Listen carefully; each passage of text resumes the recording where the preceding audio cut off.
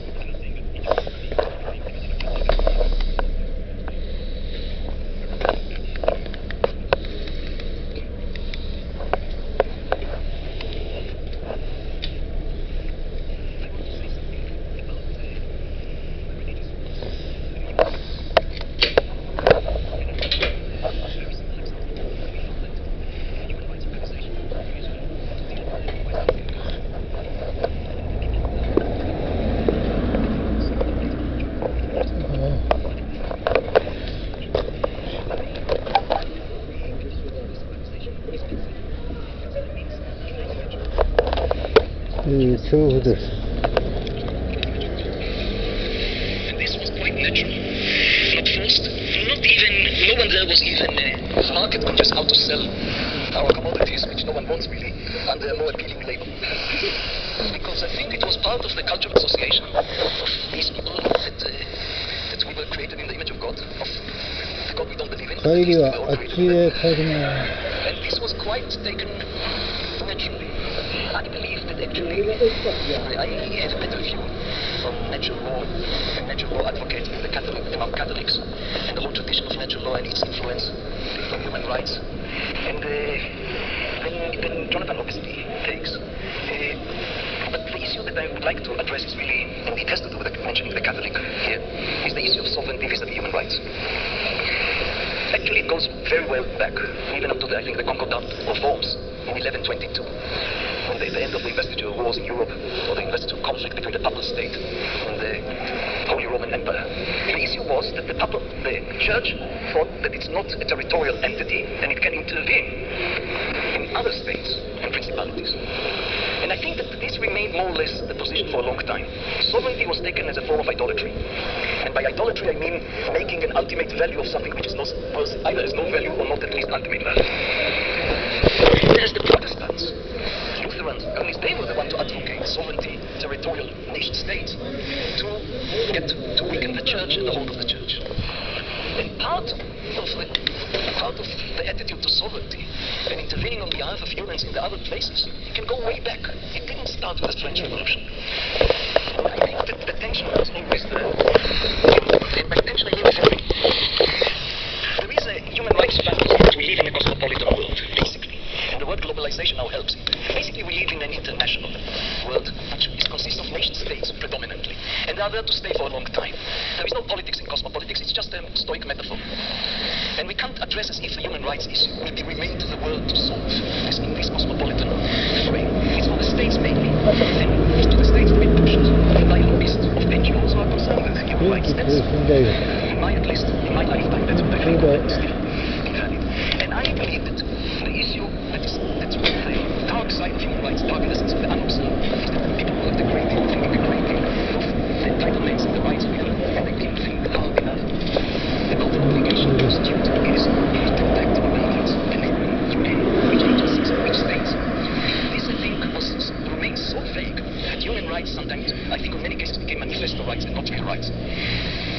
right is not a right without remedy. It's just a rhetorical device. And as long as we don't think seriously about the duties involved in human rights, we don't take rights seriously. I'd just like to comment on this question of natural law, which of course has a very complicated history from the Middle Ages through the early modern period, through Grotius and Pufendorf and Ptolemaic and so on, down to the Enlightenment. I think it's very important not to confuse natural law tradition or other natural law traditions, because there are several lines, different lines with human rights, in the sense that this was introduced in the 18th century by the more radical wing of the Enlightenment. These are two very different things. And when Grotius and Pufendorf, for instance, who were among the greatest architects of human rights, what they of course would agree that our understanding of reality should be based on reason, but their first premise is that reality is the empire of God. It was not a fully secular conception, and they used the premises on which they based this idea of the empire of God essentially to explain why princes and kings are not only, as a matter of fact, the rulers throughout Europe, but should be. It's a justification in Grotius, just as still, he was as much a monarchical absolutist as the others in this respect. The point was to justify social hierarchy, monarchy, book censorship, all the things that basic human rights in the 18th century were designed to throw out of the window. So it's a complete confusion, I would suggest, to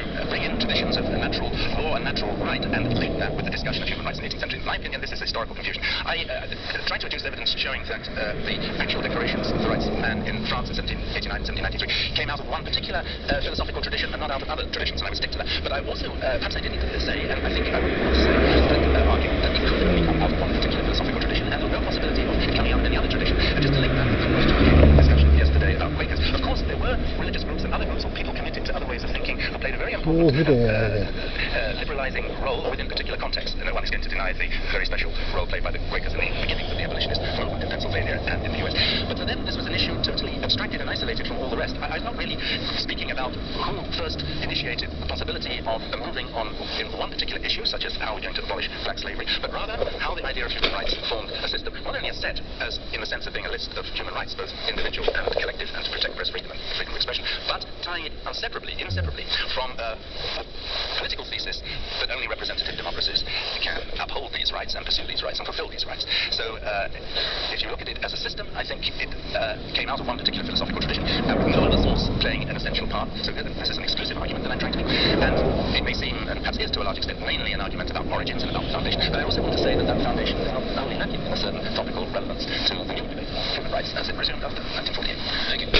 I just have a quick question. It ties in exactly to what you're just saying now, Jonathan, which is your insistence on the abiding philosophical foundation for discussion of human rights. And it seems to me that it poses the notion that philosophy, everything else changes, contexts change, situations change, all sorts of things are different, but somehow the philosophical foundation is enduring. And I just wonder what that says historically for the notion of philosophy. Doesn't philosophy have a history? And don't even the very concepts that philosophers use, the question of equality, the question of representative democracy, the question of what it means to be an individual, don't those change too? Yes, of course, and I ended by saying that the 19th century and the 20th century on the whole completely rejected the Enlightenment conception of what philosophy is, and in particular the conception of that group of what philosophy is, but was suggesting that by ignoring or forgetting their message, we've also lost something, and that we can, I think, as is shown by the fact that there is a tension in recent times between continental philosophy and analytical philosophy. It's possible to bring to bear all sorts of criticisms on main traditions in philosophy in the 19th and 20th century on the grounds that they've not been sufficiently engagé, that they've not been broad enough, that they've not had anything to say about main social and political questions, because they've conceived of philosophy within too narrow a frame. Let's stop at that point. Any comments? Yes. In case I don't get a chance to ask a question later, I'll ask one now before I turn to the audience. The President has written very interesting work recently on what I'd call states of emergencies, where states of emergencies can get extended indefinitely as an excuse or as somehow a shield against and to argue against the full restoration of human rights because you're in an emergency and so on. So the state of emergency, which is a concept that is probably well justified in certain cases, gets misused and misapplied to the detriment of the expression of human rights.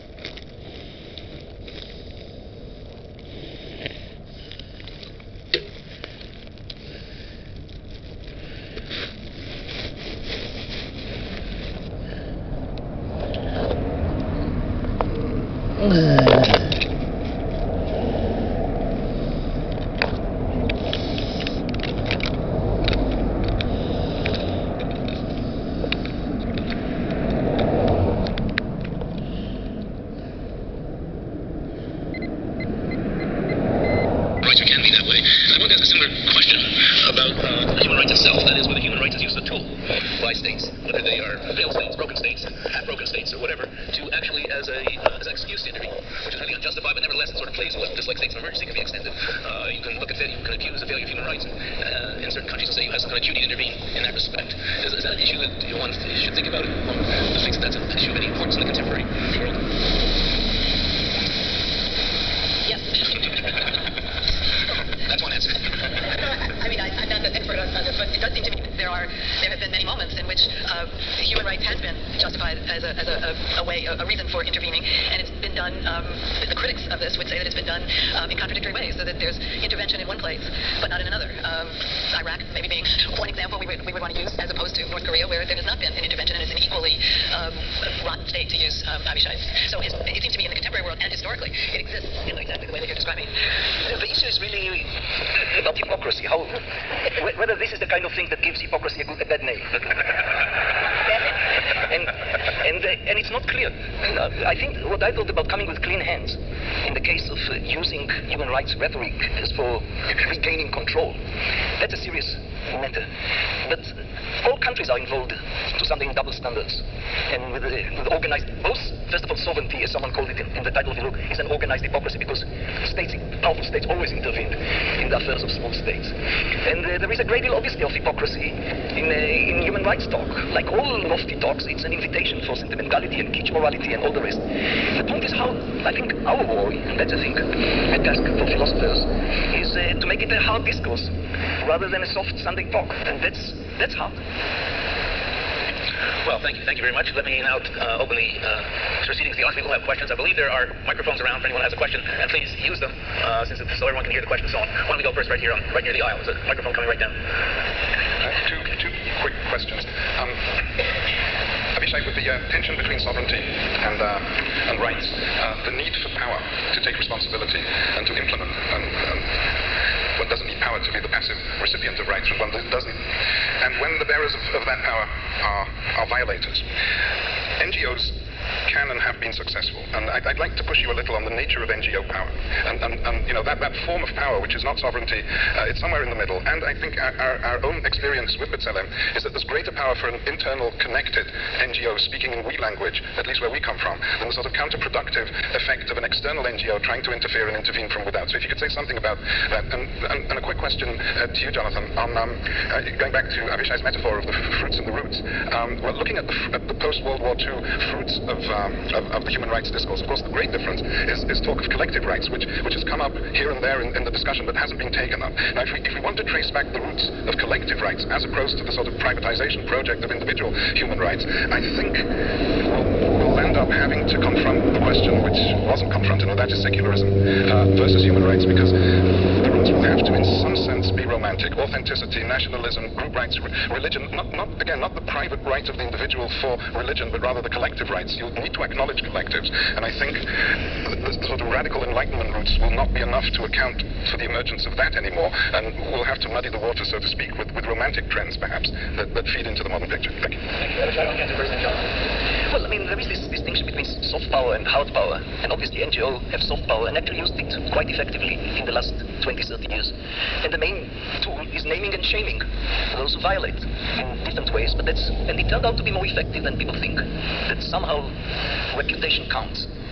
And so in that sense, I think there is a division of labor here, but what I try to insist is that you need NGOs as organizations with clean hands. Hypocrisy in NGOs is a very, very bad thing, because then they lose moral authority. You don't trust states on that, because they don't have clean hands. And you need really NGOs, and they should really try as hard as they can to be untainted, no double standards, and so on and so forth. And it's problematic, because there are many tensions, and people try to, with different agenda, try to manipulate those NGOs. The hard question is internal or external NGOs. In terms of resonating with the community, obviously internal NGOs are better, because siding with the external NGOs is almost siding with the enemy. We are under siege. There is a siege mentality, especially in countries that are accused of human rights violation. They right away form a siege mentality and are there to get us. And in this atmosphere, it's very hard. There is no universal recipe for that. I mean, it's on a real basis, case by case. And there is no wholesale solution, whether it's this or that. You have to see it case by case. And the main point is that human rights is a culture that evolves. It evolves all the time, and it's not yet stable. And the norms are not yet inscribed in a stable way. And it's evolving, And I think that the last 20 or 30 years are quite triumphant. Good years.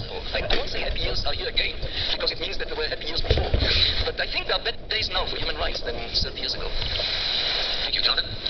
Yes, well, I agree with the questioner that there is a big difference between the program of human rights as it emerged in the context I was describing yesterday and the post-1948 context in minority collective rights. I would just perhaps remind that the human rights framework that was introduced before and during the revolution was not just a matter of individual rights. There's a very important collective dimension linked by that political factor I mentioned, the insistence on representative democracy as the only tool for achieving and maintaining this rights. That the principle, which itself was rooted in the principle that the collectivity have a right, which is that the government should rule in the interest of the majority and not be captured by vested interests. So there was a collective dimension. And also, from a strictly historical point of view, one has to remember that the program was of great benefit to particular minorities. So one of the leading revolutionary figures, actually, in the early stages of the revolution, Rabot de Saint-Étienne, was a Protestant minister from Nîmes. And the whole point for him, at least to begin with, he got caught up in other things which but he didn't intend originally, was simply to achieve a much more satisfactory settlement for the Protestants in France, which came about precisely as a result of the human rights philosophy that was adopted. But if one wants to go further and reinforce the collective rights of minorities, which may be basically ethnic minorities or minorities interested in language rights, or religious minorities, of course it's the latter which is going to give rise to very real problems within the kind of framework and the kind of philosophy that the people I was talking about yesterday were presenting. Their emphasis on secularism was completely uncompromising. If the law and institutions of the state are not 100% secular, then the whole system isn't going to work, and you can forget it. That was their view. Now, of course, if you're according minority rights to collectivities who want religious schools, who want religious law, and so on, there are inevitably going to be difficult questions about where you draw the line. How are you going to accommodate religious law within the wider framework of the laws of the society as a whole, and so on. And everyone can see that those are great problems and very difficult to resolve. Okay, there are quite a few people who have questions, so I'll ask both the questioners to keep your questions short, and my colleagues here to keep their answers concise as possible. I'll get back to you shortly. Is it right on this? You're pointing someplace. Wait. Even the panel can't agree on which hand. She's looking at it. Okay, someone in the back has had their hand up a long time. Thank you. I don't necessarily want to polarize or schematize anything, but I guess I will, if only because of two reasons. One is that to say that these have been good decades, I wonder how in Pakistan or in the slums of Africa one might describe the last decades as being good. I suppose it comes down to the question of sovereignty and the sovereignty to designate other sovereign states as rotten. But the other reason why I will polarize, or try to polarize, is because I was struck by a formal conceptual shared dimension to the three papers we heard. The opposition between formal and substantive rights seems to be parallel to, obviously, abstract and social rights, to the right to life versus the right to justice, and then with a slight displacement between human rights and sovereignty. But in the first two papers, formal, abstract, and right to life was more or less designated as insufficient, not to say, to simplify, kind of bad, and substantive, social, and justice was designated as good. In Marguerite's presentation, human right was more or less good. It's something we want, it's an evolving discourse that we want to affirm, and the last decades have been good. But sovereignty, at least the sovereignty of the rotten states, is actually bad, and it is kind of an obstacle to a better sovereignty when it comes to intervention. But I was struck that Professor Scott's description actually led us to recognize that not just Professor Fassin said there's no theoretical reason for the opposition, but there seemed to be a profound political reason for the opposition, because the argument for life, or for that matter for human rights versus sovereignty, for formal rights versus substantive rights, has in fact been winning. It is the side that has been instituted most forcefully. Now, it's a contested space out there, but it seems that it's not a matter of theoretical opposition, but rather of a political contest where one side has been winning. And so I'm wondering whether we could have some clarification. Professor Scott came quite clearly on the side of substantive social right, the side of justice versus the side of life. Whether Professor Margarita actually says